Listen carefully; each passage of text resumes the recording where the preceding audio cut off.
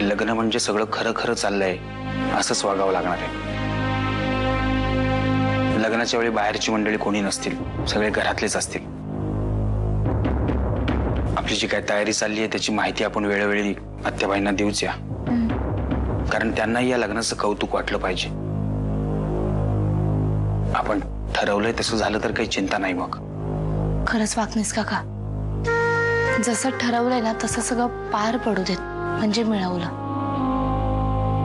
त्याला दाखवण्यासाठी दादाचं लग्न करायचं पुन्हा। हो म्हणजे आत्याबाईंनी हट्ट धरलाय, पण भाऊजींचं खरंच लग्न करायचंय। मग जानकीचं काय? जानकीशीच करायचं।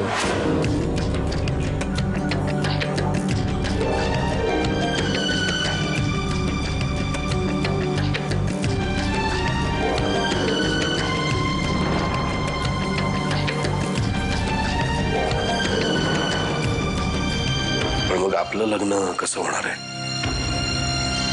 आम्ही ते पण ठरवलंय। तिथे लग्नाच्या वेळी तो मुलगा येणार नाही आणि आयत्या वेळी तुम्ही लग्नाला तयार व्हाल, असं करूयात आपण।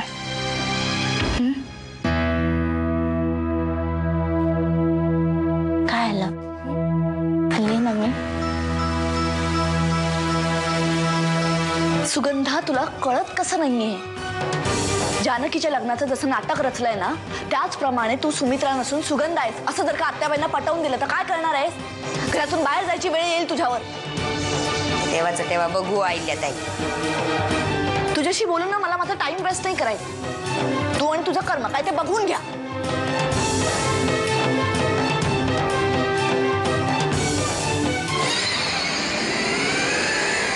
आय बडबडून गेल्या त्यांचं त्यांनाच माहिती।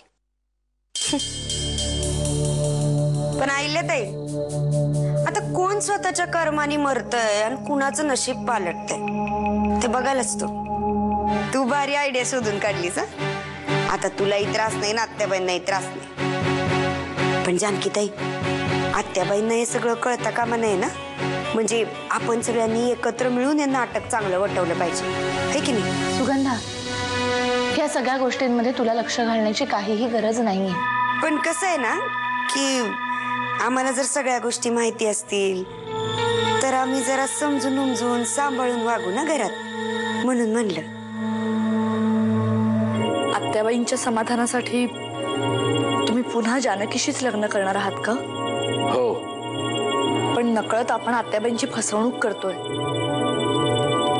त्यांच्या आजाराचा गैरफायदा घेतो असं नाही का वाटत तुम्हाला? जे चाललंय ते आत्याबाईच्या भल्यासाठी चाललंय ना, मग कशाला आडकाठी करायची? जानकीशी आणि वामनशी बोलल्यावर माझा विचार बदलला। तूही त्या पद्धतीने विचार करून पहा, तुझाही विचार बदलेल।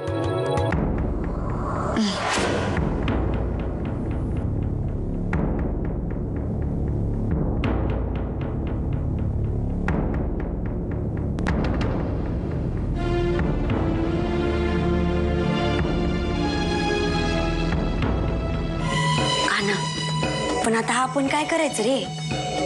काय करायचं?